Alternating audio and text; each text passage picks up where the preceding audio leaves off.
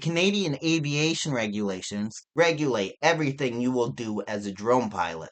The C.A.R.s outline operational, safety, and legal requirements for all drone operators.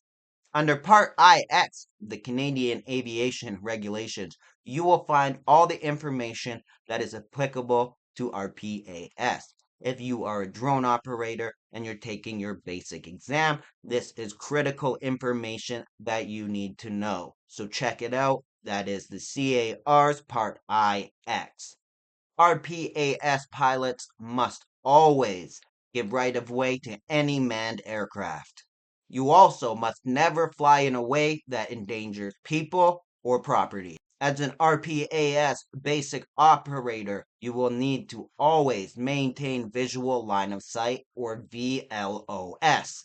And finally, it is your responsibility to ensure safety and proper operation during any flight. You can't blame it on the manufacturer. You cannot blame it on the weather. The onus is on you, the operator.